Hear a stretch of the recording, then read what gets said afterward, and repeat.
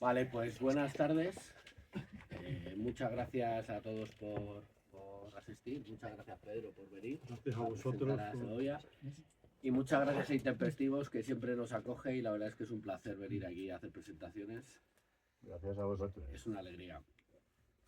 Bueno, pues hoy vamos a hablar sobre China.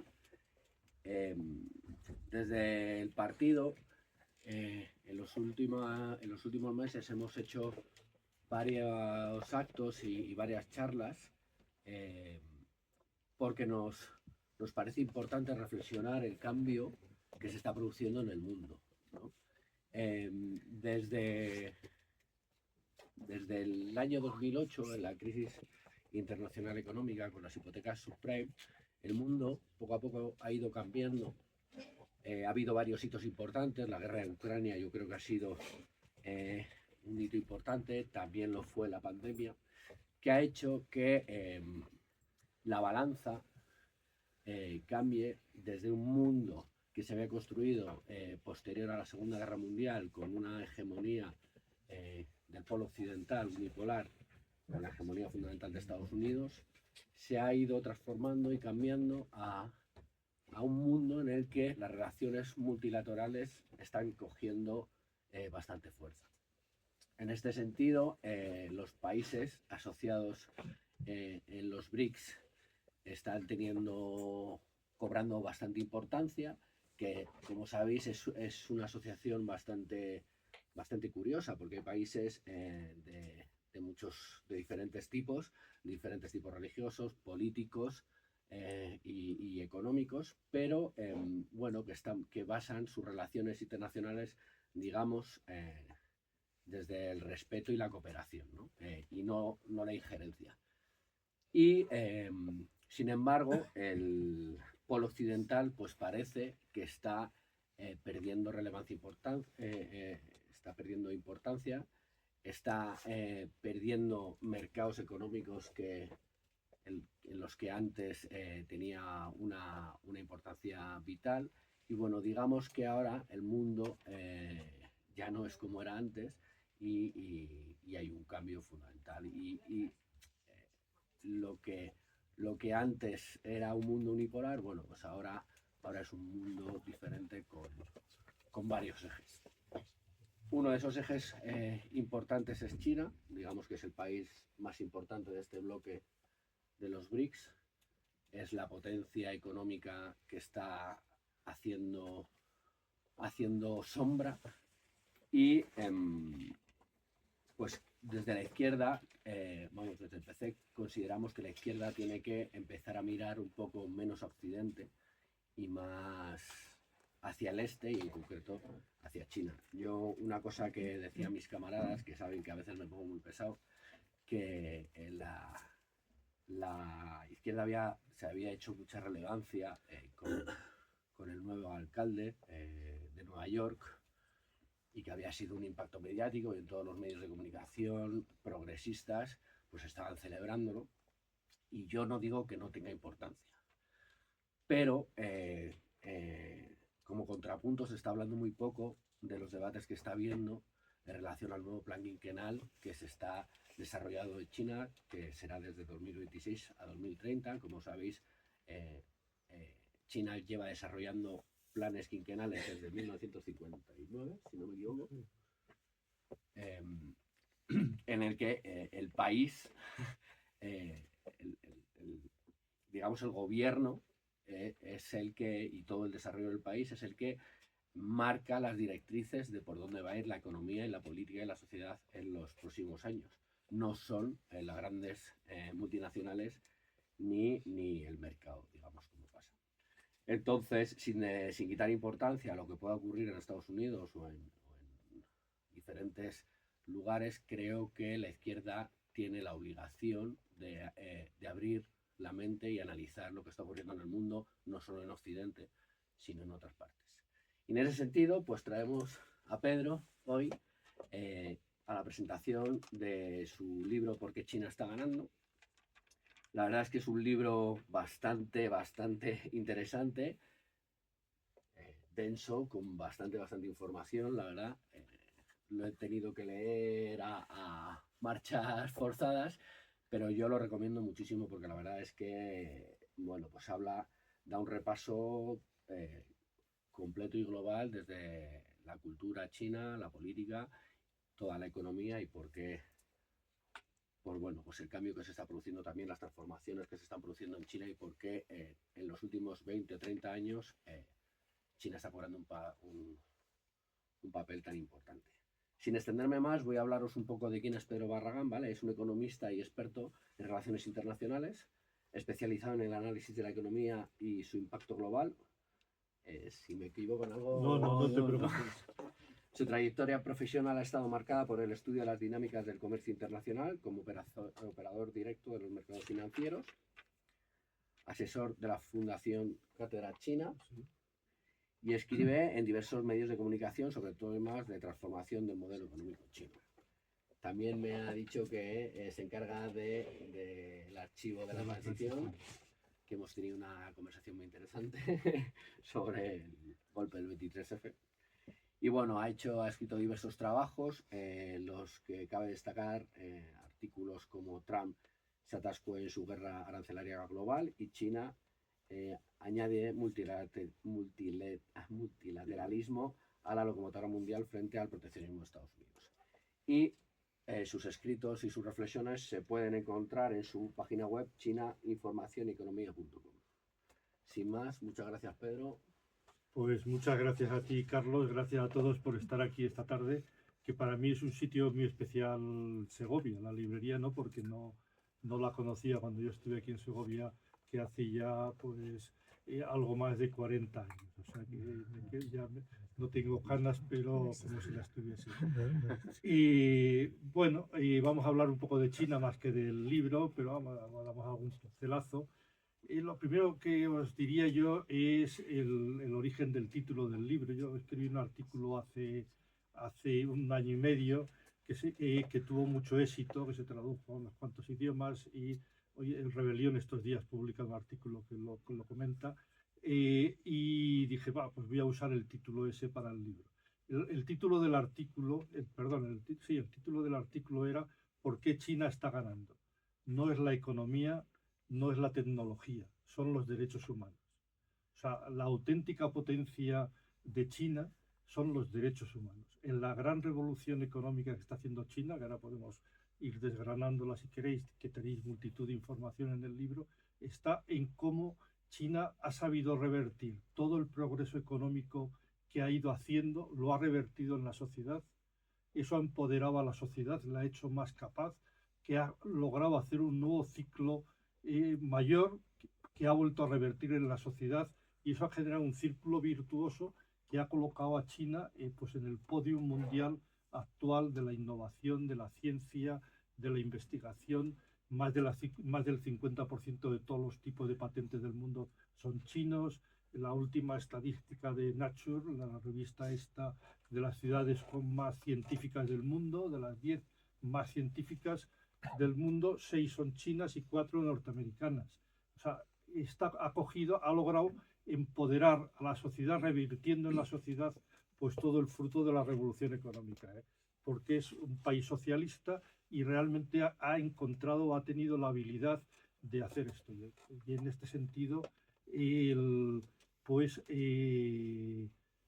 la educación, el porcentaje de jóvenes que se matriculan en las universidades estaba ya hace 2 o 3 años, porque no tengo la cifra del último curso, estaba en el 59 y pico % de los jóvenes. El objetivo que tenemos en la Unión Europea es llegar al 45. Es decir, la educación se ha extendido a todos los niveles, además han cambiado todo el sistema de educación memorística, etcétera, por un sistema de educación donde prime el aprendizaje, la experimentación, la fusión con las empresas relacionadas con la ciencia que se está estudiando, etcétera, que ahora la están cambiando en el sentido de quitarle la presión. La sociedad china no deja de ser una sociedad muy competitiva, lógicamente por el progreso que está habiendo, y esa competencia entre los estudiantes pues la están cortando de raíz, quitándolos. Aquí hay un profesor quitando los deberes, quitando todas las extraescolares, animando a todas las familias a que los hijos lo que hagan de extraescolares sean deportivas, musicales, culturales y no de reforzamiento para obtener mejores notas en el colegio, etcétera. O sea que hay toda una revolución en la educación, ha habido toda una revolución en la sanidad, ha habido toda una revolución en el tema salarial. En el tema salarial podéis ver en el libro cómo los datos de la OIT, la Organización Internacional del Trabajo, que es lo que mide un poco desde un organismo de la ONU, que es la que hace todas las estadísticas sobre empleo, salario, etcétera, en el mundo, viene publicando una estadística desde el 2008 en la que muestra el crecimiento de los salarios reales, o sea, salarios reales descontada la inflación de cada país y puestas todos en poder adquisitivo, o sea, para que se puedan comparar, y lo hace para los 20 países del G20. Y además la desdobla en países en desarrollo y países desarrollados. Los países desarrollados, la acumulación pues oscila en torno a algo menos del 10% la media de crecimiento salarial acumulada desde el 2008 hasta ahora, con países como Italia, que lo he recordado tal, que están en negativo, hay otros que están. En los países en desarrollo el crecimiento salarial ha sido algo mayor, y en general estarían por el 20%, quitando la excepción de Rusia, que está en el 30 y tantos % de crecimiento salarial. Y el de China es el 300,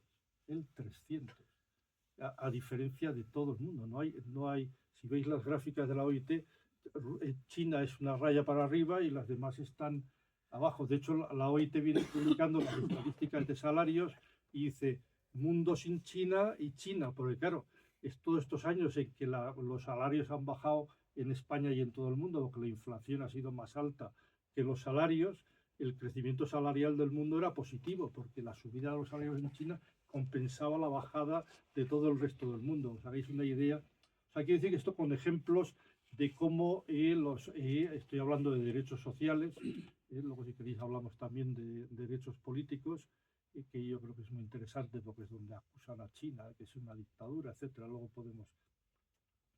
Pues China ha sabido o está sabiendo revertir el beneficio de la revolución económica que está haciendo, pues revertirlo en la sociedad, empoderar a la sociedad, y eso es lo que le permite llegar a un escalón superior que le permite hacer frente. Hoy día China es el único país en el mundo con una infraestructura humana capaz de poner en marcha pues todas las tecnologías modernas que hay en la industria y en el urbanismo y en la sociedad, porque tiene todo el equipamiento humano para hacerlo. Estados Unidos tiene desarrollos científicos más aventajados que China en muchos campos, pero no tiene la capacidad de la implementación ni industrial ni social de esos, cómo se está utilizando la inteligencia artificial, no como desarrollo conceptual, sino como utilización práctica en la sociedad, en las ciudades, en la industria. Solo es China la que lo está aplicando.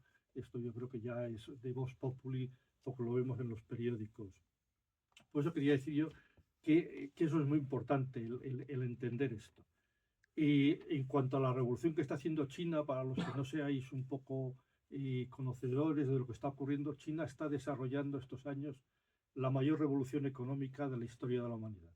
O sea, nunca antes en la humanidad hubo un progreso tan rápido económico de tantas personas. Nunca antes salieron 800 millones de personas de la pobreza extrema a una clase acomodada en la que estaría, luego definiremos cómo es la sociedad china. O sea, la revolución es espectacular el crecimiento. Además, esto lo está haciendo prácticamente en una generación. O sea, todas esas personas que han salido de la pobreza extrema están viviendo. O sea, no es que pasase hace, es que es un poco la situación de China.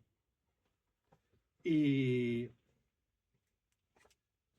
como datos se me ocurre pues comentarios, no sé, la producción de acero. La producción de acero, China produce más del 50% del acero del mundo, más del 50% del cemento del mundo. Tiene trenes de alta velocidad, tiene 47.000 kilómetros, ha construido. El resto del mundo en total tenemos 10.000, que España es el segundo país después de Estados Unidos, después de China. y en total todos los países del mundo, excepto China, son 10.000 kilómetros frente a 47.000. Y los coches, 1 de cada 3 coches se fabrica en China. Los coches eléctricos, pues el 70% de los coches eléctricos se le fabrican en China y además circulan por China, que está haciendo una revolución energética, pues que luego también hablaremos, tremenda. Y la industria naval, que también es más de la mitad del mundo, etcétera. Es una revolución que, si la comparamos con otras revoluciones económicas que hemos vivido estos últimos años, el milagro japonés, el milagro alemán, el milagro de Corea del Sur, fueron estos que se le llamó milagros, fueron periodos más cortos en el tiempo que duraron y no tuvieron el crecimiento tan impactante como el que está teniendo China. O sea, China es una revolución económica que está perdurando en el tiempo y que con unos niveles de crecimiento espectaculares. Yo pongo a veces el símil deportivo en las Olimpiadas de Pekín, el Producto Interior Bruto, que es la forma de medir el tamaño de un país económico, el Producto Interior Bruto de China era inferior al Producto Interior Bruto de Japón en el 2008, que fueron las Olimpiadas de Pekín. En las Olimpiadas de Tokio, que fueron en el 12 años, en esos 12 años el PIB de China era más de 3 veces el PIB de Japón. O sea, imaginaros que para Japón no es que haya crecido mucho, pero no dejó de crecer, y China más que triplicó en 12 años el Producto Interior Bruto de Japón. O sea, que es una idea de la efervescencia económica que es el país y la capacidad que tiene de enfrentar un poco esta revolución económica que está haciendo. De todas formas, y antes de seguir adelante, yo me gustaría un poco comentar algún tema cultural para entender un poco también a la sociedad china. Y en Occidente nuestra forma de pensar, nuestros pensamientos éticos o filosóficos personales, nuestra ética personal, pues proviene de todo el pensamiento griego, luego el pensamiento romano y fundamentalmente del cristianismo, que ha configurado nuestra forma un poco de pensamiento en Occidente. Y ha configurado China, en cambio, proviene no de esas corrientes de pensamiento, sino que proviene de Confucio. Las ideas de Confucio se expanden a partir del 300 antes de Jesucristo, y ahora un poco podemos comentar cuáles son. En el caso de Occidente, pues yo me gustaría un poco reflejar dos ideas. La primera es que nuestra forma de pensar es una forma de pensar centrada en el individuo, en la persona. Es mi relación con Dios, es mi salvación personal. O sea, todo nuestro entorno ético funciona en torno a los derechos de la persona, en torno a la persona. Es el centro de nuestro pensamiento. En el caso del confucianismo, no es la persona la que está en el centro, sino que es el colectivo.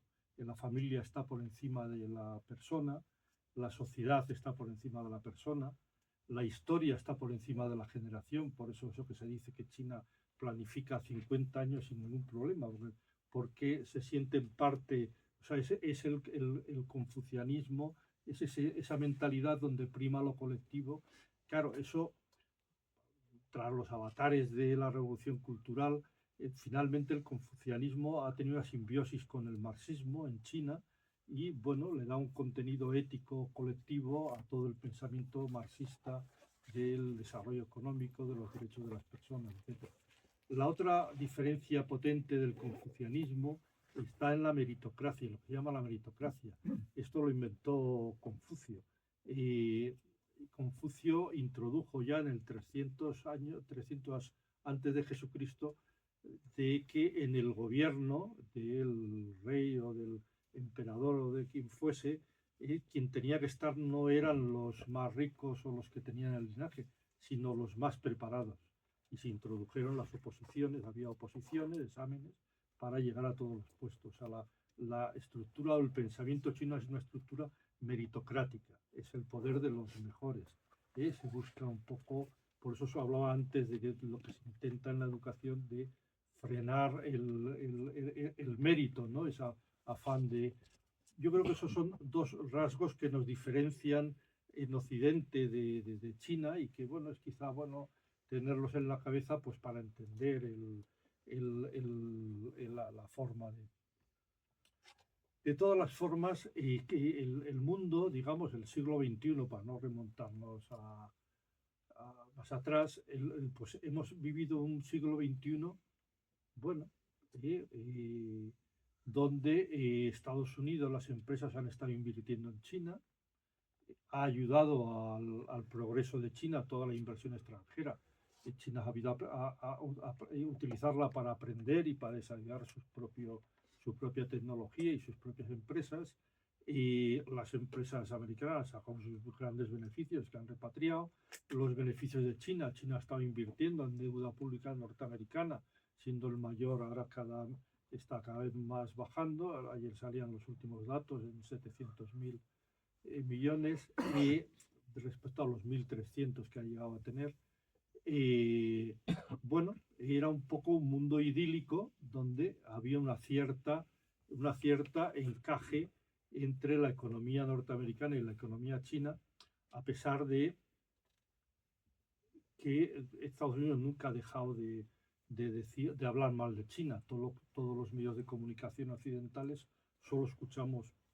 Ahora empieza a haber un cambio, pero si nos olvidamos de los últimos meses y tal, que está habiendo un cambio, pues siempre hemos leído noticias negativas de China.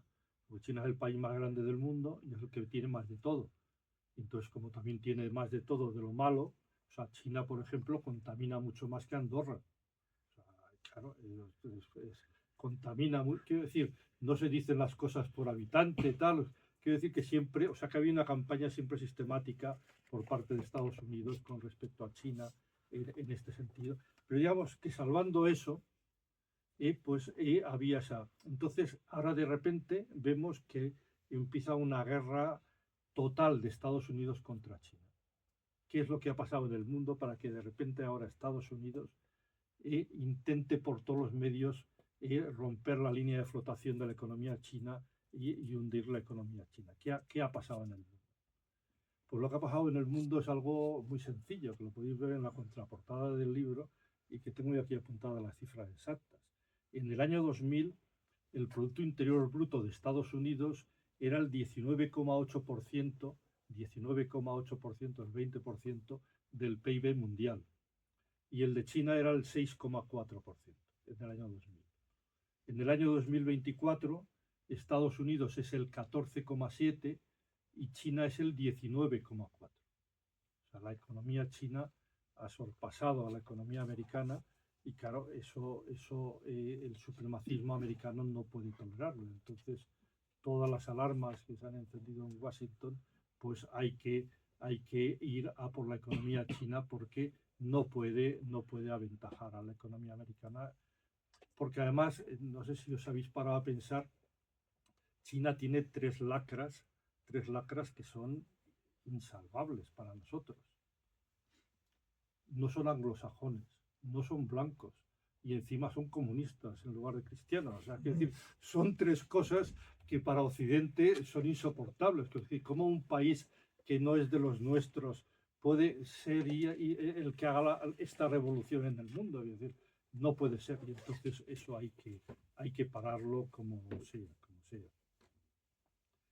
Bueno, pues un poco eso es lo que intenta ir desgranando el libro, pues que parte del análisis un poco cultural, histórico, pues para situar al lector, que analiza un poco la trayectoria de la economía china para entender cómo se ha desarrollado y finalmente pues analiza toda la guerra tecnológica y económica de Estados Unidos contra China, que esa la estamos viviendo. Y yo con respecto a la guerra tecnológica, que es la que está teniendo más fuerza, con respecto al tema arancelario, mañana en Público sale un artículo mío que intenta explicar qué hay detrás del fracaso de Trump frente a China en todas estas negociaciones que ha habido estas semanas, y ahí podéis ver algún detalle más. Pero yo diría que en el terreno tecnológico no solo ha habido un intento de cercar a China, de impedirle que le lleguen la tecnología más avanzada en chips, etcétera. Claro, los chips son muy importantes hoy en la economía, aunque se nos escapa al consumidor normal. Pero para que os hagáis una idea, un coche, ¿no? Un coche medio tiene unos 5.000 chips. Claro, China produce 30 millones de coches al año. 30 millones por 5.000 chips son 1.500, me parece que salen 1.500 millones de chips solo en la industria del automóvil. Ahora los ordenadores, los teléfonos. Es decir, han intentado darle donde, al ver que no era un gran fabricante, pues decir, pues aquí le ganamos, aquí lo bloqueamos. Pero bueno, lo único que han conseguido es que lo que parecía imposible hace un par de años es que en 2 años la revolución tecnológica que ha hecho China es absolutamente espectacular en chips y en todo tipo de inteligencia artificial, etc. Ahora la tendencia o lo que ha intentado Occidente, Estados Unidos, es intentar cambiar las reglas de juego para intentar dejar a China fuera de las reglas de juego internacionales de la tecnología. Y frente a eso, pues China yo creo que ha actuado con mucha inteligencia, no sé si de una forma premeditada, que un grupo de sabios se hayan puesto a pensar, seguramente haya sido por acercamiento. Y que ahora haré un comentario también en este sentido sobre la economía. Y han apostado por el código abierto, una tecnología. Esto yo creo que lo vais viendo el código abierto es como en el caso de Windows, ¿cómo se llama? El sistema Linux, ¿no? Que es el código abierto, y Windows y pues la inteligencia artificial, DeepSeek, ya habéis visto que es en código abierto, o sea, que cualquier empresa en Brasil, por ejemplo, puede coger todos los desarrollos informáticos de DeepSeek en inteligencia artificial y desarrollarlos o adaptarlos a lo que él quiere para su industria brasileña sin ningún problema, frente a lo de Nvidia, etcétera, todas estas empresas norteamericanas que, bueno, si tú quieres una adaptación, paga por ella y yo te la hago, con lo cual en la capacidad de expansión de la tecnología en código abierto, pues eso le da una potencia a China que no la ha hecho solamente ahí. Por ejemplo, en el sistema operativo, el Harmony OS está extendiéndose por muchos sitios, no por Occidente, pero frente a Nvidia, que utiliza el sistema CUDA en toda la tecnología, ellos han sacado el sistema CUNA, que es también en código abierto y que todas las empresas del mundo pueden utilizarlo libremente, y en la estructura de discos duros, etcétera, el ARM, cuando miras, vas a comprarte un ordenador y saber qué tiene y tal, pues ellos están apostando por el RISC-V, que también es el código abierto y da las mismas o superiores prestaciones, depende en cada faceta de...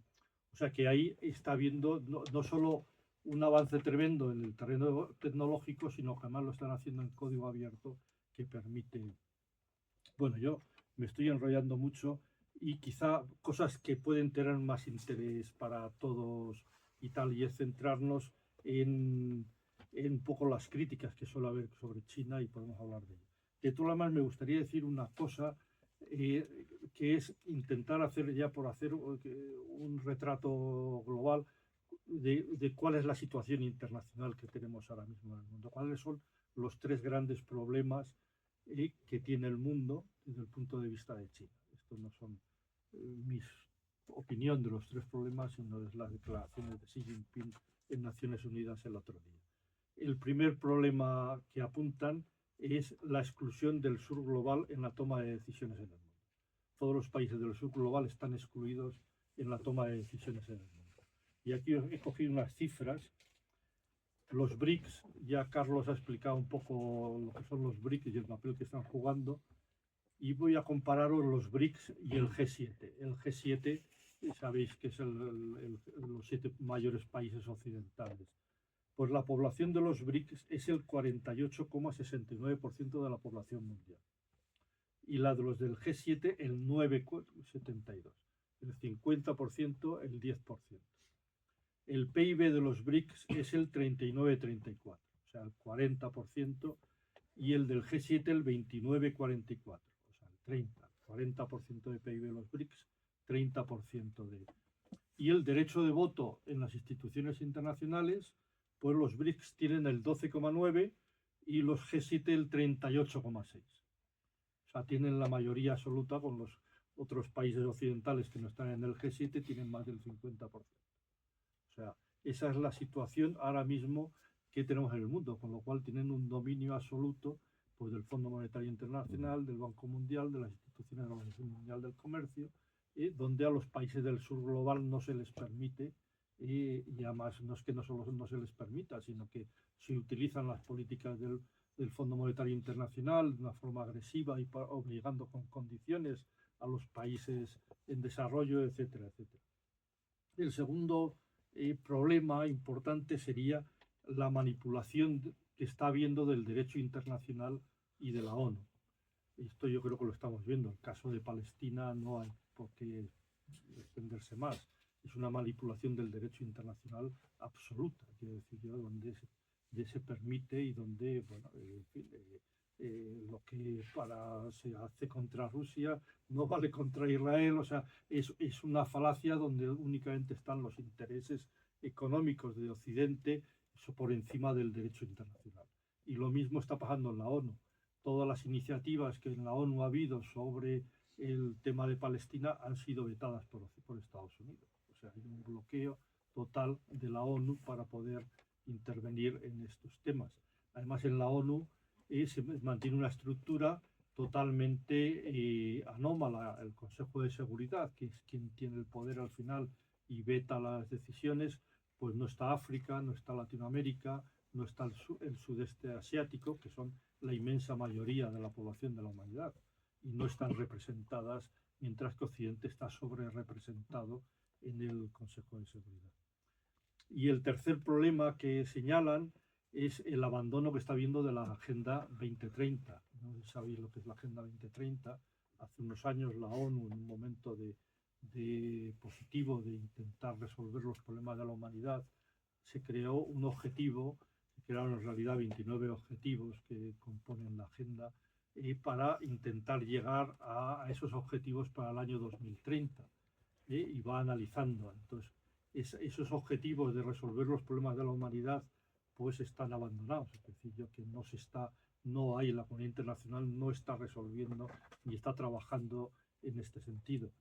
Yo he mirado las cifras de 31 de diciembre de la ONU sobre la Agenda 2030. El 17% de los objetivos tienen un desarrollo positivo, el 35% están igual, o sea, no avanzan, y el 48% están retrocediendo. O sea, esta es la situación que tenemos en el mundo de un retroceso, y los dos que más están retrocediendo de este 48% es el objetivo del hambre, que está creciendo en el mundo, y el objetivo de la pobreza, que en lugar de estar disminuyéndose, está aumentando el nivel de pobreza. Yo creo que, como estos días ha habido varios estudios que se han publicado sobre esto, pues estos serían un poco los tres grandes problemas que, bueno, que frente a eso, pues lo que hace falta es un mundo multilateral, como decía Carlos, que afronte. Venga, yo me meto con dos o tres ideas de, primero, explicar lo que se suele decir de si China es un país capitalista, es un país socialista. Bueno, hay quien apunta, sobre todo desde corrientes de pensamiento de algún tipo, no lo voy a calificar, pues que China es un país capitalista, y lo que se suele argumentar es que es un país capitalista porque existe desigualdad. Entonces eso es lo que... en China existe desigualdad, pero la desigualdad básica que existe en China viene generada porque el 22% de la población activa, trabaja en el sector primario de la economía, la agricultura fundamentalmente, y generan el 6%, el 6,2% del Producto Interior Bruto. O sea, el mundo rural, todo el interior de China, porque las grandes ciudades y la industria están en la costa, digamos, todo el interior de China es interior rural, pues el 22% de la población activa produce el 6% de la riqueza. Lo repartas como lo repartas, en el mundo rural tocan a menos que en el mundo urbano. Y aunque el mundo rural tiene un crecimiento de la productividad mayor que el mundo urbano, pues todavía le falta a China mover a unos 200, 300 millones de personas del mundo rural al mundo urbano. O sea, China ha sido el proceso de urbanización más rápido que se ha producido, ¿no? Estos años. Esas ciudades que eran como Shenzhen, que es la mayor ciudad del mundo tecnológica, pues a principios de siglo debía tener 36.000 habitantes y era un pueblo pesquero, y ahora es una ciudad de 14 millones de habitantes, rodeado de varias ciudades de otros tantos millones, y es el núcleo, el centro de todo el desarrollo tecnológico de China. Es decir, que las ciudades han crecido a una velocidad tremenda, pero y se han movido unos 800 millones de personas hacia las ciudades, pero todavía faltan de mover. Quiero decir yo que en estos problemas lo que hay que ver es un poco la tendencia, cómo va la sociedad, que es imposible un país agrícola que era en el siglo XX, convertirlo de repente en un país urbano de la noche a la mañana. Esto es un proceso que lleva años, y lo que hay que ver es que efectivamente ese proceso se sigue desarrollando y va en ese camino. Yo diría que esa es básicamente el núcleo central de la desigualdad que hay en China como estructura social, digamos, independientemente de que en China, y esto ya podemos un poco meternos en ello, en China es una sociedad, es un país socialista, pero es un país socialista que ha introducido una novedad conceptual con respecto a las experiencias socialistas anteriores, y es considerar que el mercado no es una característica del capitalismo, sino que es una característica económica de todos los sistemas económicos, todos los sistemas del feudalismo, del esclavismo, del capitalismo, del socialismo. Una economía sin mercado no puede funcionar. Entonces, que el mercado no es una característica del del capitalismo, sino también del socialismo. Y por eso existe libertad de mercado en China. Y una libertad de mercado, diríamos, que podría ir en contra de esa idea que en términos leninistas sería decir que el socialismo es la propiedad por parte del Estado de todos los medios de producción. En China no se aplica ese concepto. También Lenin lo intentó hacerlo, es que no tuvo tiempo. Los medios de producción no son en su totalidad propiedad del Estado. Las personas pueden tener medios de producción, y ese mercado libre impulsa el desarrollo económico. El socialismo de China se rige por las leyes que establece el Parlamento, las asambleas populares y los gobiernos, y es a través de las leyes que se gestiona el qué hacen, cómo hacen las empresas. ¿No? Es un poco similar. Y entonces esa idea del capitalismo no como característica del mercado, sino el mercado como característica de igual que la planificación. La planificación económica sería una característica del socialismo, pero también los países capitalistas planifican. O sea, quiere decir que planificación y mercado no son características de un sistema económico, sino que son herramientas de todos los sistemas económicos que ha tenido la humanidad. Entonces, bueno, ese mecanismo es lo que lo ha permitido. De todas las formas, para que os hagáis una idea del poder del sector público en China, podría estar en torno al 27% del PIB. Y yo he mirado, de hecho hay una estadística en el libro, en la lista Forbes de las mayores 500 empresas del año pasado en el mundo, y de las 100 primeras, me he limitado a las 100 primeras, he cogido las 100 mayores empresas del mundo, y he mirado cuántas empresas públicas chinas hay entre las mayores empresas. Lo tengo por aquí apuntado para que no equivocarme. Y hay 17. O sea, de las 100 mayores empresas del mundo, 17 son empresas públicas chinas. Hay otras empresas públicas en la lista de los 100 primeros, pero Huawei, Alibaba, etcétera, pero no son empresas públicas. Para que os hagáis una idea, he contado también cuántas empresas públicas hay en la lista de los 100 mayores empresas del mundo que no son chinas, de cualquier otro país.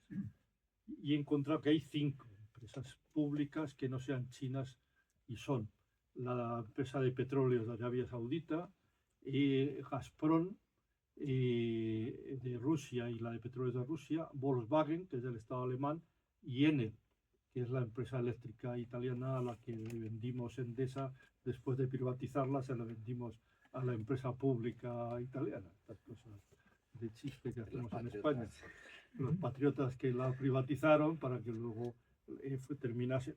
Para que os hagáis una idea de la diferencia que tiene, del poder que tienen las empresas, que no son empresas públicas en el sentido de las empresas públicas que hemos tenido en España, Telefónica, Correos, Renfe, etcétera, que eran monopolios del Estado, lo que hemos conocido en España.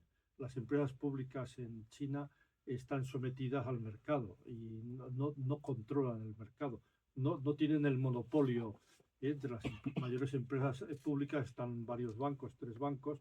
No quiere decir que no haya otros bancos que no sean públicos, que los hay. O sea, que compiten en el mercado con las empresas privadas. O sea, que eso le da un cierto peso porque orientan y un cierto costo, porque están obligadas a una visión más a largo plazo que las empresas privadas, que pueden mirar más a corto plazo los beneficios.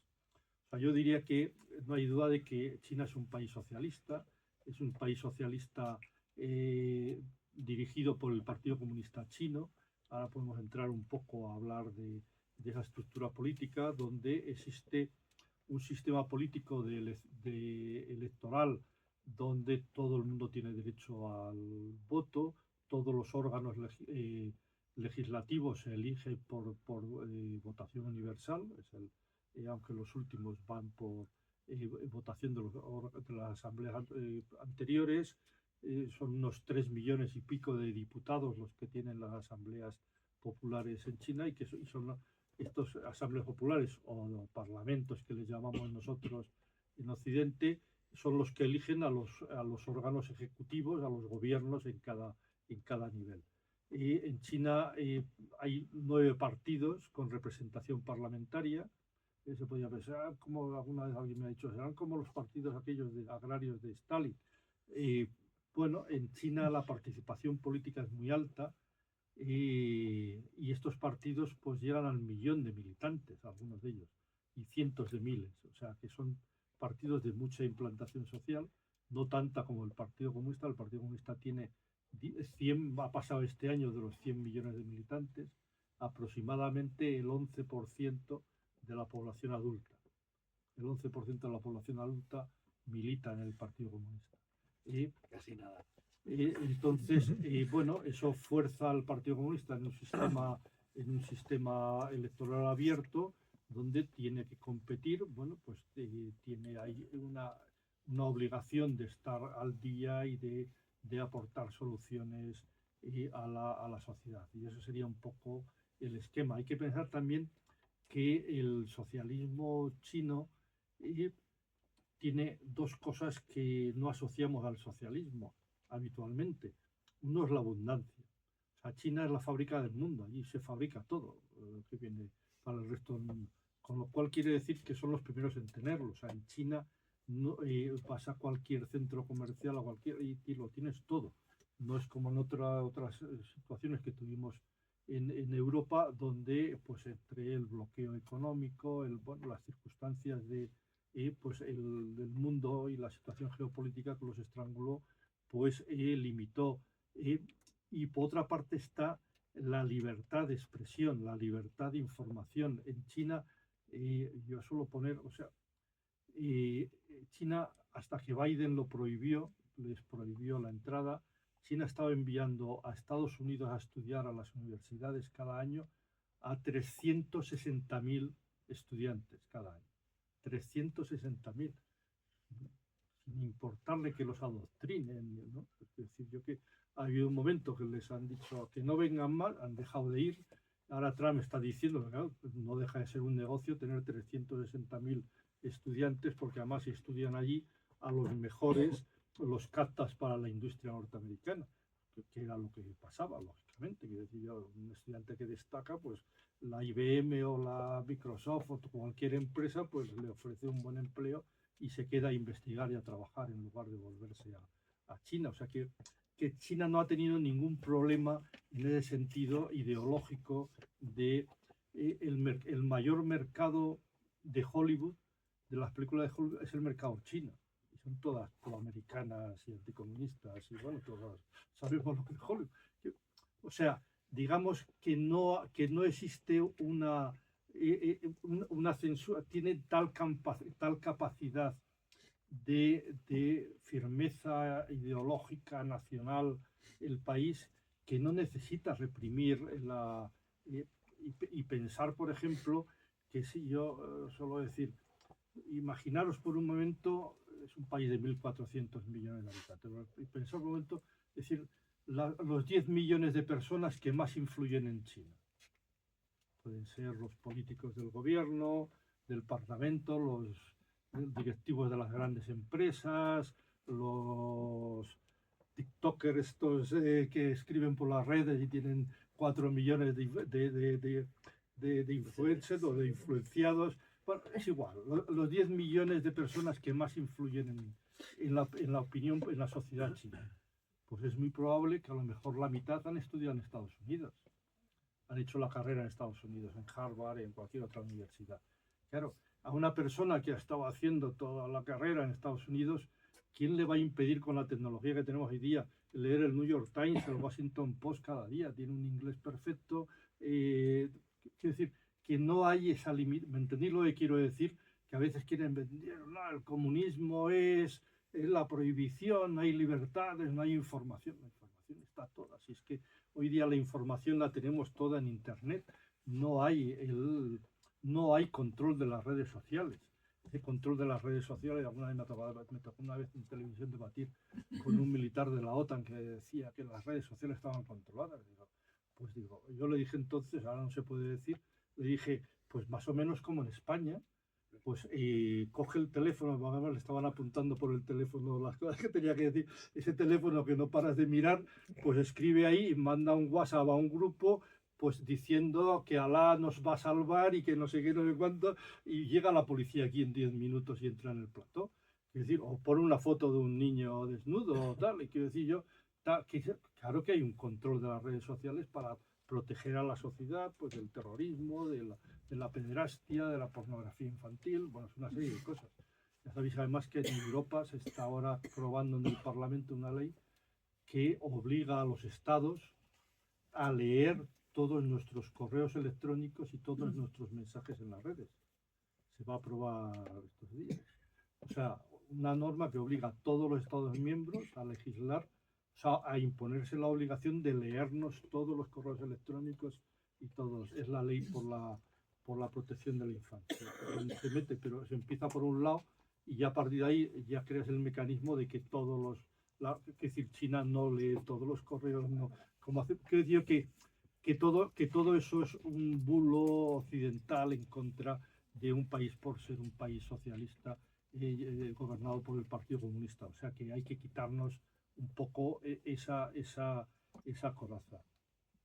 Oye, yo por dar pie a que preguntéis, que es lo más interesante, yo comentaría el tema de la contaminación. Yo creo que ya casi no hace falta hablar porque hay tal cantidad ya de noticias en todos los periódicos de que China está haciendo la revolución de las energías renovables, produce el 70 al 80% de todas las energías renovables en el mundo, lo que incorpora cada año de energía solar, eólica, etcétera, en China es tanto como el stock que hay en Occidente, entre Europa y Estados Unidos, o sea que eso va a una velocidad de progresión y de hecho Europa y Estados Unidos han salido del Acuerdo de París y Europa estamos echando marcha atrás en todo el tema de los coches de combustión, que tienen que acabar en el año 35, ya se les está prorrogando, y China ahí está haciendo una revolución en la energía renovable, o sea que ahí ya no entro un poco a...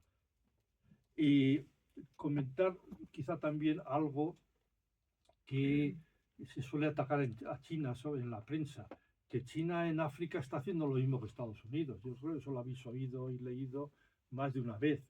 Pues aquí en el libro doy muchos datos sobre el papel, lo que está haciendo China en África. Claro, China tiene una experiencia en África China fue el valedor de todos los movimientos de liberación africanos antes de ser independientes, el que los apoyó, o sea, apoyó todos los gobiernos independientes que se formaron, que se independizaron acordaros aquella construcción del tren en Tanzania con los soldados chinos, y China era entonces más pobre que los africanos, pero bueno, compartieron esa solidaridad dentro de sus posibilidades. O sea, que China siempre ha acompañado a África en todo su desarrollo moderno, y de hecho en África, todos los países de África se reúnen cada 2 años, todos los países, y debaten los problemas, toman decisiones y tal, y cada vez llevan 20 años haciéndolo, 20 y tantos años. El lugar de reunión donde se reúnen es en Pekín. O sea, la reunión de presidentes africanos se hace cada 2 años en Pekín. O sea, quiere decir que hay una relación. Pues en los últimos 10 años, este es el del balance de la ruta de la seda, de la franja y la ruta, de eso que, bueno, eso luego podemos extendernos si tenéis más curiosidad. En los últimos 10 años, China ha construido en África 10.000 kilómetros de ferrocarriles. La línea Mombasa-Nairobi, Addis Abeba-Djibouti, Abuja-Kaduna, entre otros muchos. 10.000 kilómetros de autopistas y carreteras en Kenia, Congo, Argelia y otros países. Alrededor de 100 puertos en Nigeria, Camerún, Costa de Marfil, etc. Más de 66.000 kilómetros de líneas de alta tensión. 66.000 kilómetros de líneas de alta tensión. O sea, están electrificando África, y además unida a 150.000 kilómetros de redes troncales eléctricas. Por ejemplo, esto en el tema agrícola, quiero decir, están creando escuelas de capacitación agrícola para, en fin, que la labor que está haciendo en China en África no es apoderarse del, ¿cuál es el mineral para los teléfonos? El coltán y tal, que no es eso, sino que lo que hay es un trabajo donde China pues ellos tienen la política de decir ganar, quiero decir, tiene que ser algo donde las dos partes ganan, no imponer, no es caridad, aunque también a los más pobres tiene políticas de condonación de deuda, etcétera, pero de desarrollo que favorezca a las dos partes. Y ya la última idea que os cuento para dar pie a preguntas, y es un poco cómo ha evolucionado la sociedad china. Para mí, hay una gráfica en el libro que de la banca suiza que clasifica a la humanidad por riqueza. Los suizos además son los expertos y económicamente son la fuente más reconocida. Y ponen la gráfica de barras del 10%, donde a la izquierda está el 10% más pobre de la humanidad, luego en la segunda barra serían los segundos 10% más pobres, y al final estarían los más ricos a la derecha. Y entonces ese cuadro, ese rectángulo que sale así, pues lo que dibuja son la población por continentes o por grandes áreas. Claro, en las partes de la izquierda está África, está Latinoamérica, está el sudeste asiático, o sea, bueno, cada cual con sus diferencias, y en la derecha está Occidente, está Europa, está Estados Unidos, y el grueso de la clase media mundial, pegada a la clase media alta, es la población de China, que tiene una cola muy fina hacia la pobreza. Es espectacular cómo la población china se ha movido de la clase, lo que decíamos, está en la pobreza extrema. Hace pocos años, 800 millones han salido de vivir con menos de 1,18 dólares al día. O sea, a una situación acomodada, digamos. En China, la clase media es el 65% de la población y la clase baja el 18%. En la India es la inversa, el 22% es clase media, el 75% es clase baja. En el mundo, la media mundial, el 32% es clase media, frente al 65% de China, y el 55% es clase baja, frente al 18% de China.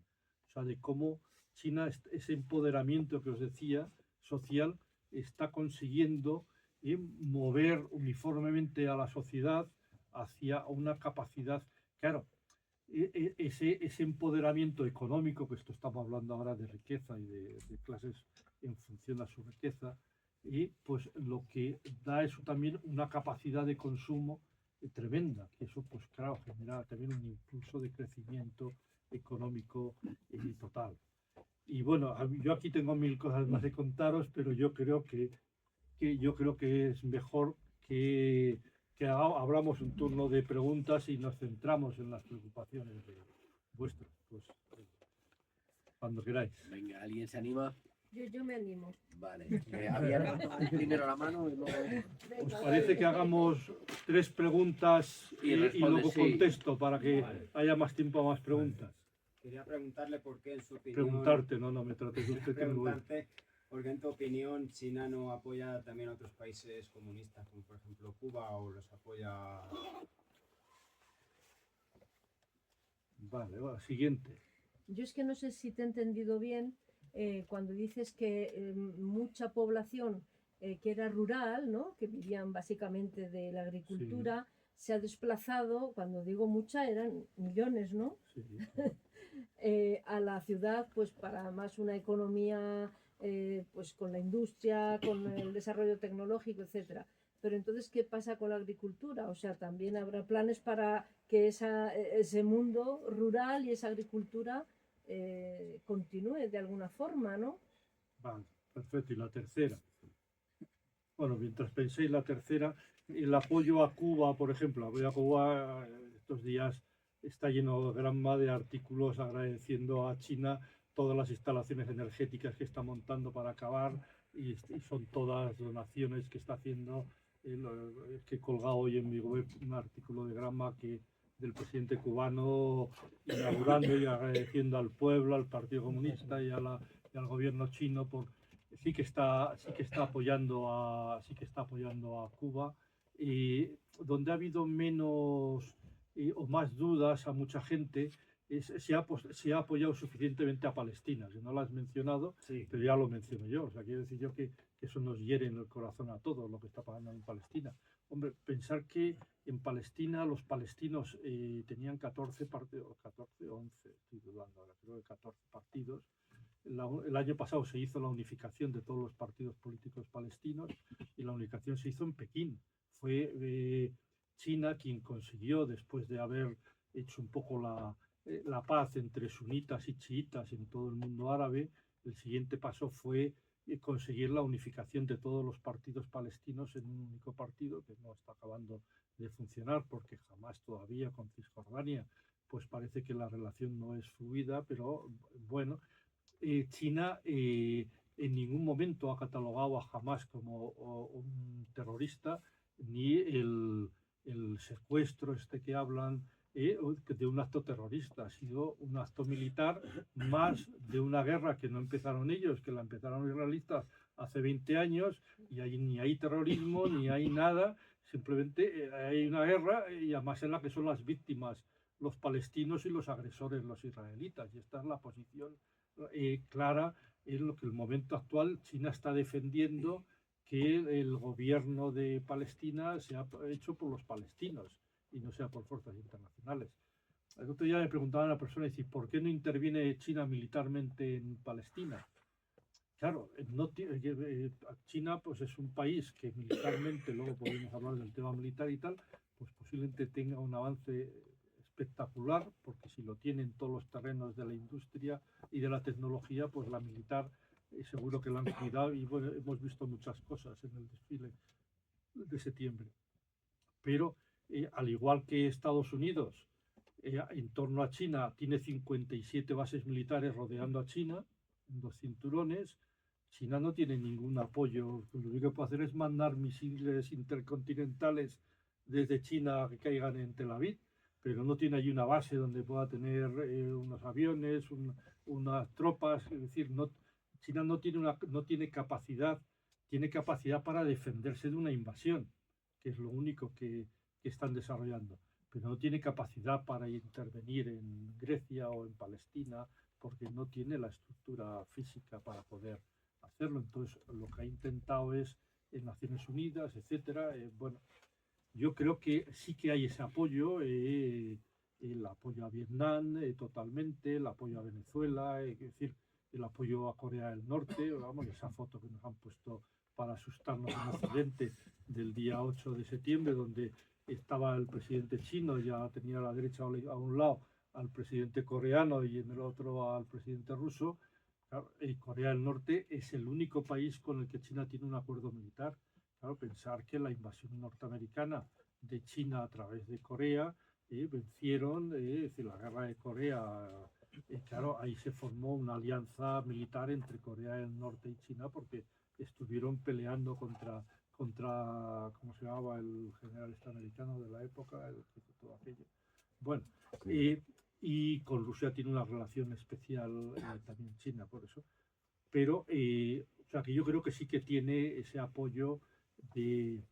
Con respecto al otro, a la segunda pregunta del mundo rural, el mundo urbano, hombre, primero hay que pensar que nosotros tenemos en el sector primario trabajando, pues no llegamos al 2% de la población activa. China tiene el 22%, tenía el 75% hace 30 años, ahora solo tiene el 22%. Entonces, claro, ese excedente de población que se genera con la modernización de la agricultura, pensar que China tiene el 8%, creo que es, de las tierras agrícolas del mundo y tiene que dar de comer al 18% de la humanidad. O sea que, pero tiene una agricultura muy productiva porque les está dando de comer. O sea que tiene una agricultura. Lo que pasa es que tiene que ir reduciendo la población, pero no por abandono de la agricultura, sino por modernización, introduciendo mejores semillas, mecanización, etcétera, etcétera. Incluso hay alguna ley, puedo comentarla ahora, que a mí me chocó en su día y que luego lo piensas y dices, pues tiene lógica. La tierra no es de nadie, la tierra es de la tierra. Eso de que la tierra es mía, es alguien, aquel que dijo también, yo soy el rey porque me lo ha nombrado Dios. Pues vale, pues quiero decir yo que en China la tierra es de la sociedad, pero lo que existe es el uso de la tierra. Entonces hubo un momento que sale una ley en China hace unos años donde se permite vender la tierra, venderla en el sentido de vender el derecho de uso. Y bueno, dices, tiene una lógica, quiere decir, tiene una lógica económica tremenda. Y pues si hay dos familias cultivando dos explotaciones y una decide irse a trabajar a la ciudad, pues si puede venderle el derecho de uso de explotación de su tierra al vecino, pues obtiene un dinero que le permite establecerse en Shanghái para empezar y al otro lo que le permite es tener el doble de tierra y obtener una mayor productividad agrícola. Es decir, que consiguen aumentar la productividad agrícola, que no para de crecer en China, y además pues facilitan la emigración a la ciudad. Porque pensar que si os hacéis idea de las imágenes de China que de vez en cuando vemos en televisión o donde sea, son muy diferentes de las imágenes de Madrid o de Río de Janeiro o de cualquier otra ciudades del mundo grandes. Es decir, yo en Madrid, vosotros en Segovia no lo habéis conocido, pero alguno habréis paseado por Madrid, en los años en que Madrid creció, como han crecido o están creciendo las ciudades, y estaba rodeado de miles, decenas de miles de chabolas, igual que las chabelas que hay en toda Sudamérica. En China no hemos visto imágenes de las ciudades rodeadas de... O sea, el orden con el cual se ha movido la población, ya han sido cientos de millones de personas hacia las ciudades, pues, y se han movido al ritmo que las ciudades han ido creciendo en hospitales, colegios, universidades, carreteras, trenes. O sea, que ha sido un proceso bastante ordenado el que ha conseguido China. O sea, que en ese sentido les queda un camino por recorrer todavía importante, pero yo creo que por lo menos ha sido ordenado. Ha habido únicamente un tema que para mí es una cierta cosa pendiente que tienen de resolver, que es el tema del empadronamiento.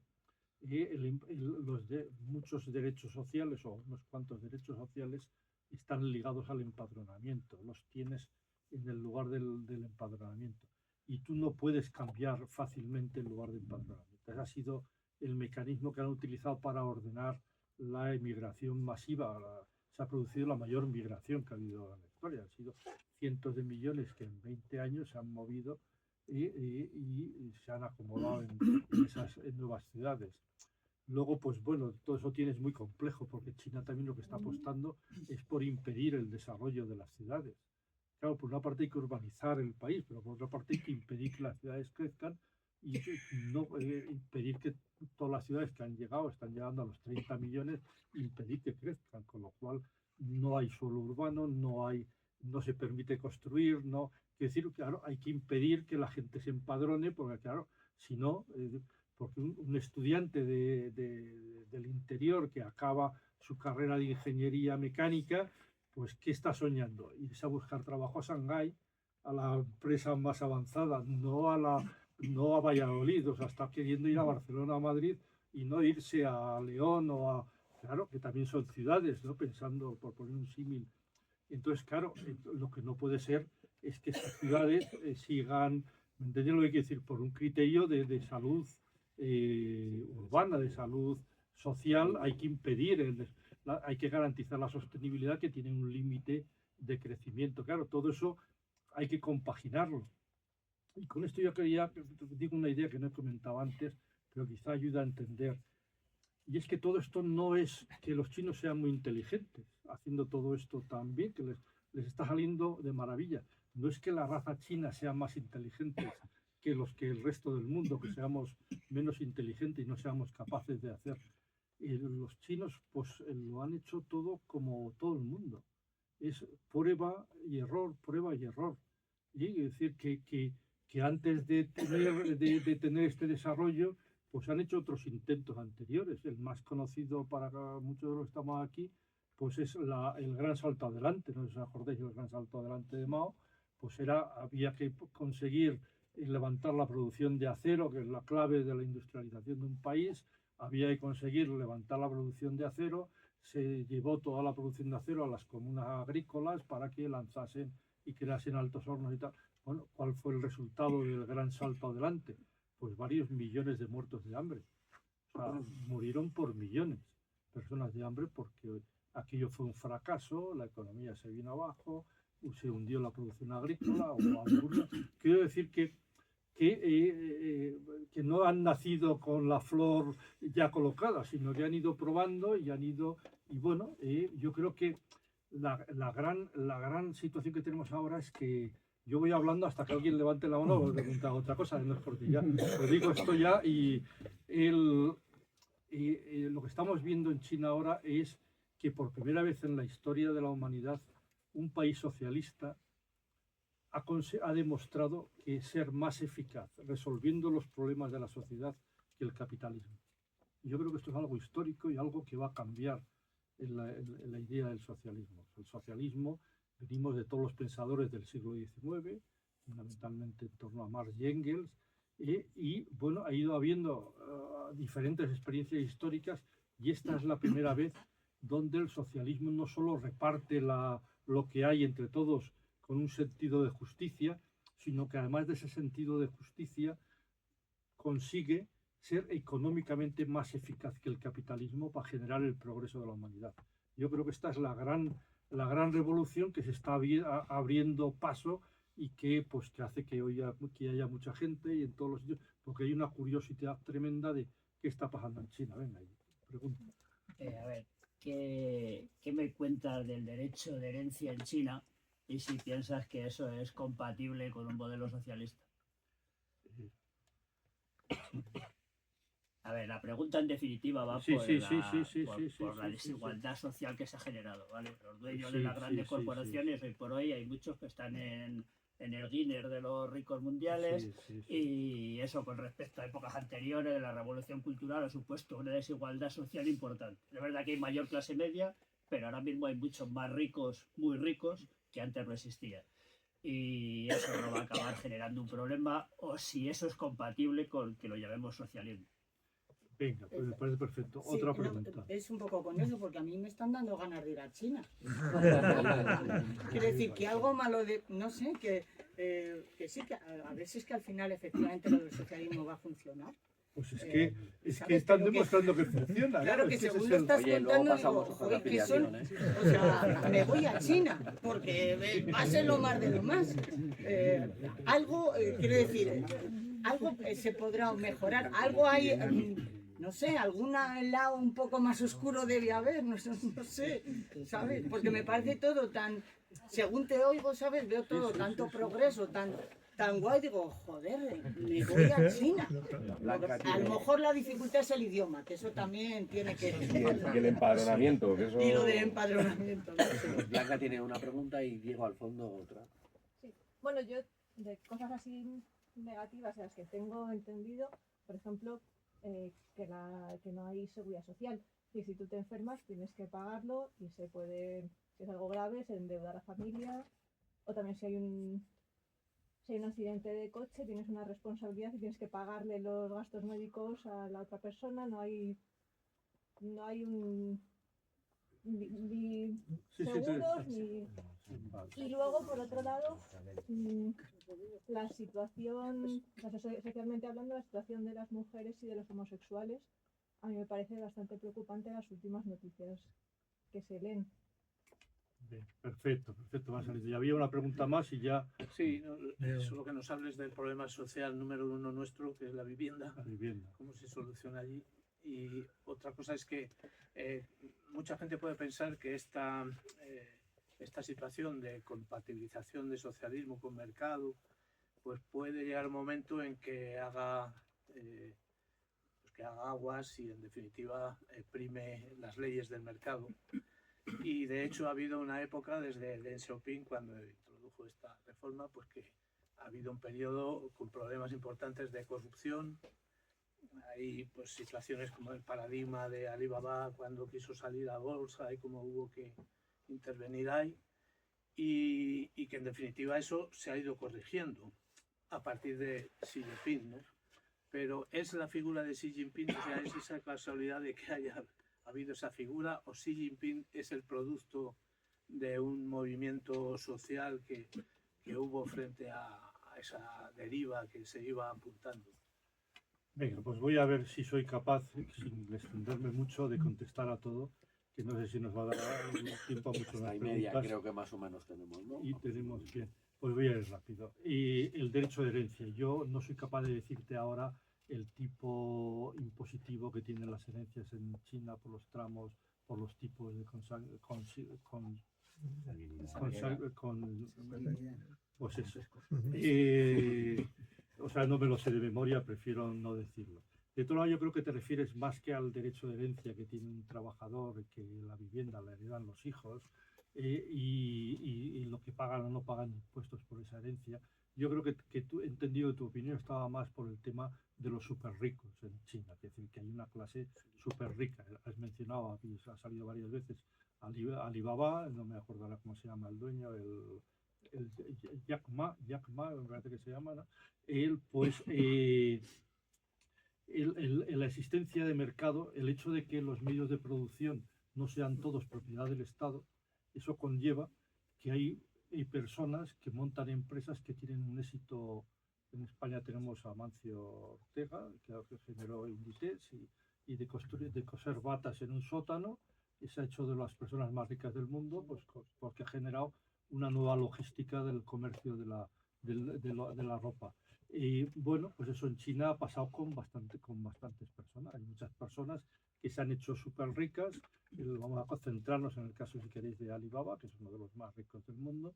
Y efectivamente, es decir, si tú aceptas esa libertad de mercado y si esa empresa lo que está haciendo es cumplir con las leyes que tú le has impuesto, pues el que el dueño obtenga beneficios es una consecuencia innata de esa decisión. Si no, no tienes libertad de mercado. O sea, la libertad de mercado conlleva necesariamente que haya personas que se puedan hacer súper ricas. ¿Cuál es la capacidad de influencia en la sociedad de estas personas? Porque en Occidente estamos acostumbrados a que son estas personas las que controlan el mundo, las que deciden, las que toman, son los poderes fácticos que en Estados Unidos están detrás de los partidos, de los medios de comunicación y son el eje. ¿Qué pasa en China? En China está absolutamente regulado en la capacidad que tienen estas personas. Yo creo que era en el artículo este de los derechos humanos que explicaba un poco toda la legislación que les afecta. Es decir, no tienen capacidad, los lobbies en China no existen. En China, esto contesta en parte, luego te contestaré más, al tema de la corrupción.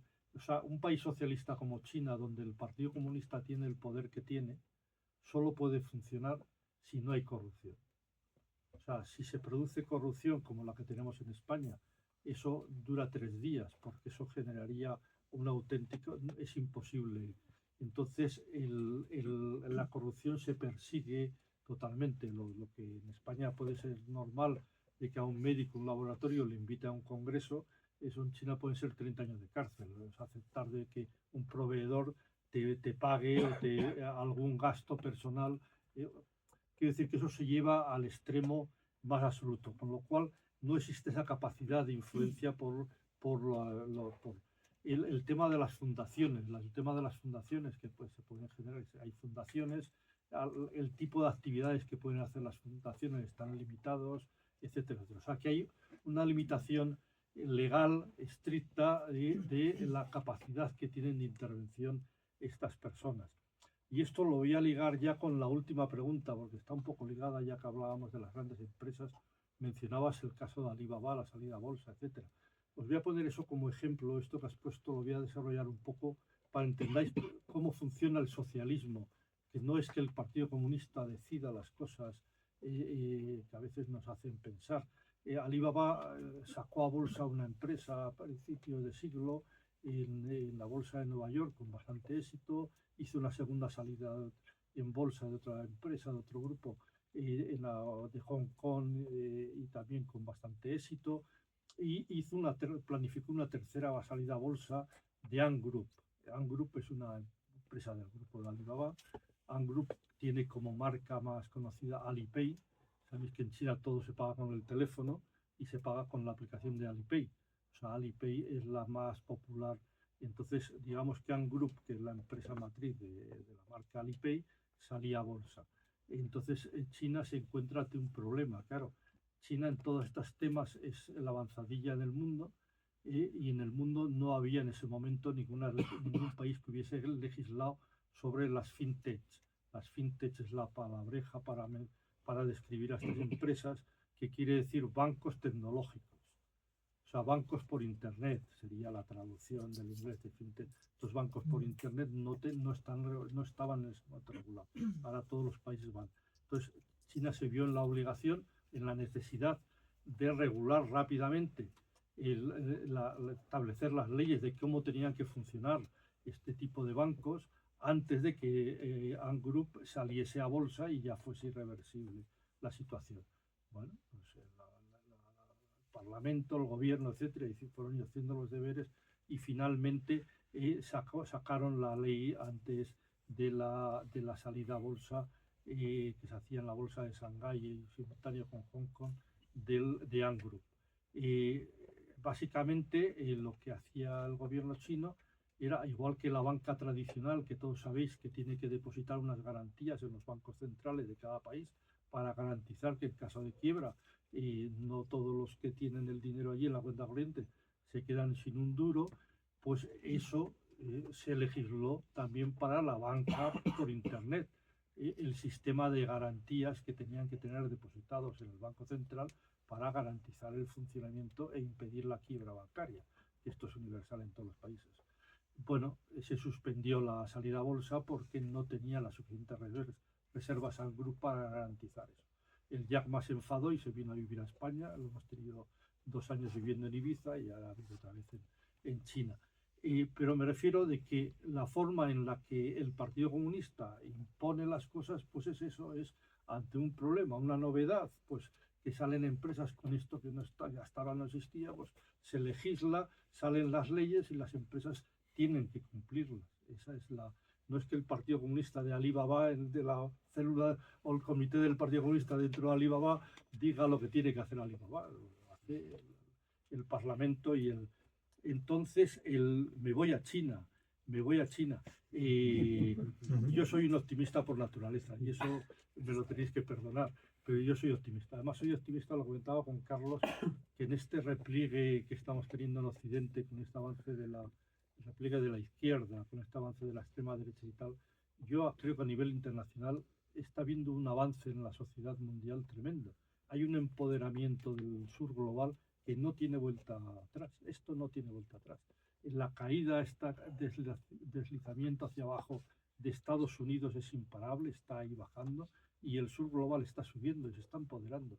Y el centro o la punta de lanza de ese sur global empoderándose es China. Es la revolución china la que está tirando de todo el sur global, pues porque está dando capacidad financiera a todos los países del sur global para hacer proyectos, porque ya no está solo en manos del Fondo Monetario Internacional, que se decide en Washington, sino que, pues, ¿cómo se llama la expresidenta argentina? Brasileña, Dilma Rousseff. Pues está de presidenta del nuevo Banco de Desarrollo, con sede en Shanghái, del Banco de los BRICS, que da préstamos que no da el Fondo Monetario. Quiero decir que está viendo todo, o sea que en este sentido soy optimista. Hay cosas que no están bien. Una de ellas no es la seguridad social. En China hay seguros y hay seguridad social. Ha habido dos sistemas de seguridad social. La seguridad social tiene dos componentes, digamos, ¿no? Es muy parecido a lo que tenemos en España. Tiene el componente de la sanidad y tiene el componente de las pensiones, ¿vale? Vamos a ver las dos cosas. Lo más fácil es, empezamos por las pensiones. Había dos sistemas de seguridad social, el rural y el urbano. Se han unificado. El sistema de pensiones pues es parecido al que hay en España. Tienen un problema, el mismo problema que tenemos básicamente en España con las pensiones, y es que hay dos grupos sociales de trabajadores muy diferentes. Los trabajadores por cuenta ajena, que cotizan y tienen pensiones dignas o no dignas, depende del país, pero en China son dignas. Y luego están los trabajadores autónomos que cotizan voluntariamente y que en China como en España cotizan poco y la pensión que les queda no les cubre las necesidades. Y aquí tenemos el sistema del complemento a mínimos para que las pensiones que no llegan a los mínimos se les complementa, que antes subían con el salario mínimo interprofesional y este año pues no, el gobierno no ha querido subirlo y ha subido el salario mínimo, pero no ha subido la pensión mínima al nivel de salario mínimo. Y en China pasa lo mismo, esos 5 millones creo que hay de autónomos, me suena la cifra de 5 millones. Todas estas cosas las encontréis en el libro. Pues el gobierno tiene que complementarlas con el dinero de los impuestos, complementar las pensiones, porque las cotizaciones que han hecho los autónomos no llegan. O sea que el sistema en ese sentido es parecido al de España. El tema de la sanidad. China, la seguridad social de China, sanitaria, la parte sanitaria, es como en nuestro caso la farmacéutica. Nosotros en farmacia tenemos el copago. Cuando vamos a por un medicamento a la farmacia pagamos una parte del medicamento. En China existe el copago. El copago en la sanidad. Es un sistema, pues bueno, van introduciendo y generando el sistema sanitario. Hay que pensar todo esto, pues de dónde viene la sociedad. Pero digamos que lo normal en China es que el copago, y lo que se hace es que existen los seguros, es decir, la gente se cubre con los seguros. Esto es un tema largo, pero diríamos que lo que se llama la parte que las familias dedican a la sanidad dentro del total del consumo, o sea, que eso es una cosa que miden todos los países, el gasto en consumo y el gasto en consumo clasificado en alimentación, etc. La parte de gasto en consumo en sanidad que tiene las familias chinas es aproximadamente el doble que las que tenemos las españolas y es menor que la que tienen los americanos. Lo digo en términos globales, de cómo está el copago sanitario en China. el tema de las mujeres, voy a toda pastilla porque se nos va el tiempo, y luego seguimos en el bar, yo tengo toda la noche. El tema de las mujeres y el tema LGTBI, etcétera.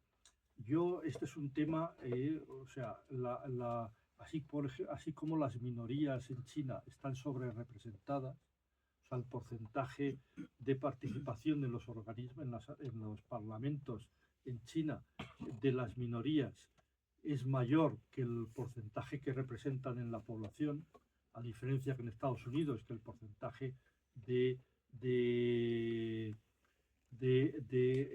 latinos y afroamericanos en la Cámara de Representantes es inferior al porcentaje que son en la sociedad americana. En China están sobre representados. En el caso de la mujer está infrarrepresentada en las instituciones chinas. Y más o menos en términos está como la de Estados Unidos, en torno, creo que es el 28%. Me parece que es la cifra de participación de la mujer en los organismos parlamentarios. Está infrarrepresentada, o sea, está mal. Eso que decíamos que no había cosas que están mal en China, la situación de la mujer está mal. Pero yo creo que en esto, a ver cómo soy capaz de explicarlo sin que nadie se moleste, porque no quiero molestar, pero el tema de las mujeres y el tema de LGTBI, en ocasiones en Occidente, lo miramos desde un punto de vista egocentrista. O sea, quiero decir, nos consideramos supremacistas frente a los países en desarrollo y miramos a todo eso que Borrell llamó la selva frente al jardín que tenemos aquí vallado, y entonces decimos, fíjate, esta gente, fíjate cómo están las mujeres, fíjate cómo están el tema de la homosexualidad, fíjate, qué bárbaros son toda esta gente que nos rodea, mientras que los occidentales, pero ojo, es que los responsables de esa situación en esos países en desarrollo la tenemos la culpa Occidente. Somos los occidentales los que hemos impuesto esa forma de pensar en todo el mundo. Hemos sido Occidente. Poneros en el caso de Afganistán.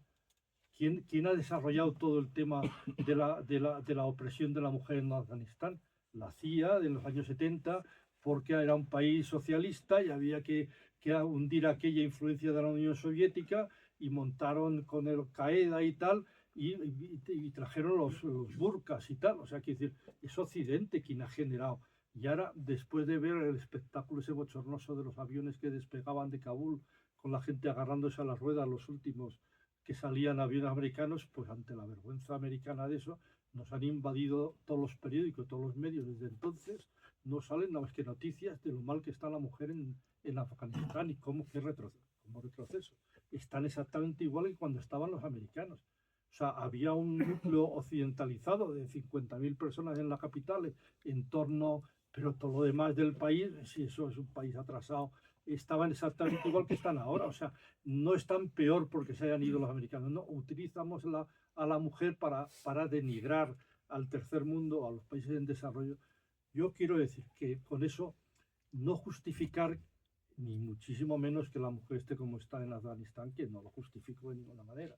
Pero quiero decir que somos los europeos los que hemos generado el problema de la cultura esta sectaria con el colonialismo. Entonces, lo que no hay que juzgar a los países no es cómo están en este momento, sino cómo están evolucionando. Es decir, el tema de la persecución de los LGTBI en Rusia, ¿esto está empeorando y cada vez ahí salen leyes peores, o es algo que está mejorando? ¿Entendéis lo que dice? Hay que ver cada país, hay que analizar cada situación, si la mujer está ganando y está subiendo en la escala o no, o está empeorando. Quiero decir yo que el tema de juzgar estos dos temas en concreto en todos los países en desarrollo hay que juzgarlos un poco el movimiento, cuál es el movimiento, porque hay países en que están mejorando y hay países en los que están retrocediendo en el mundo. Esto es lo importante, pero que el nivel al que están, en parte somos nosotros los europeos los que hemos provocado la situación de subdesarrollo cultural de todo el mundo. O sea, quiero decir que no nos debemos sentir Bueno, ya no me enrollo más y contesta al tema de la vivienda, al tema de la vivienda.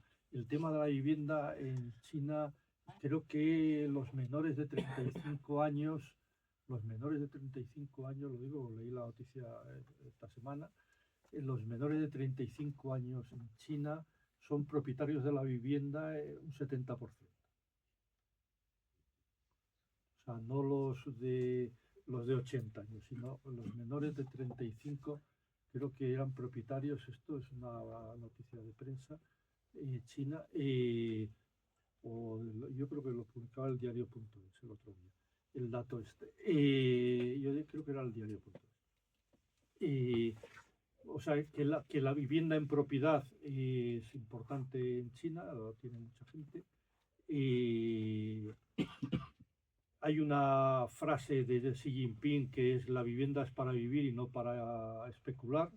O sea, se promueve el tener una vivienda, no el comprar viviendas para venderlas o para tal. Esto pues frenó de golpe el sector inmobiliario, se produjo la crisis, o sea, pincharon la burbuja inmobiliaria antes de que estallase, y entonces el sector inmobiliario pues tiene un crecimiento negativo. O sea, la inversión inmobiliaria todavía no es positiva desde hace 4 de los 5 años que llevan de que pincharon que Xi Jinping lanzó la consigna esta de la vivienda es para vivir y no para especular.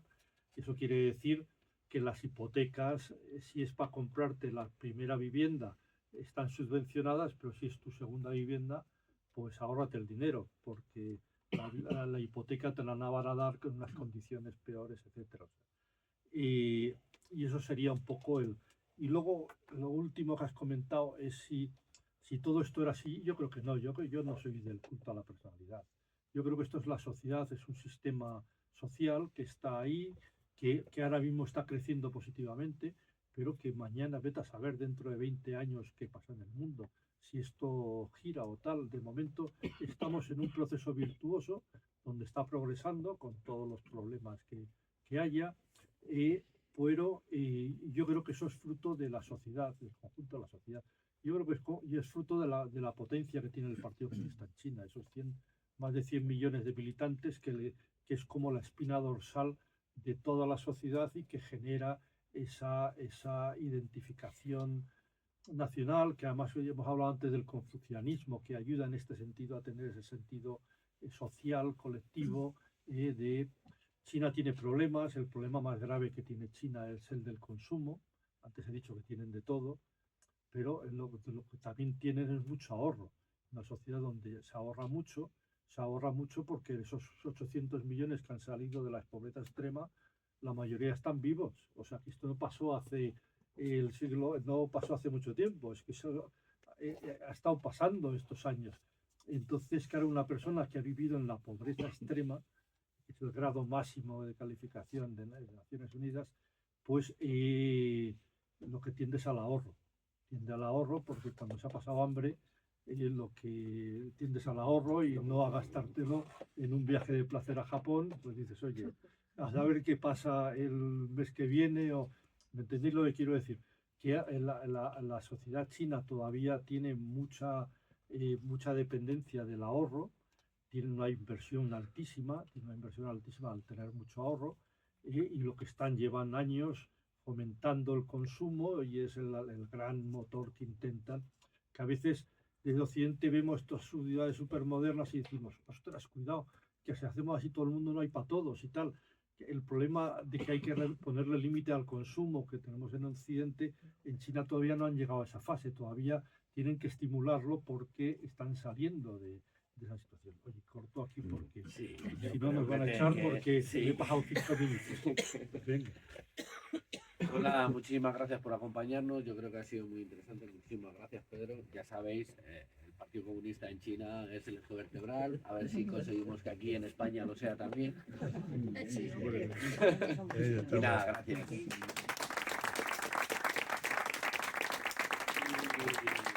Libros muy interesantes, por favor, a seguirlos.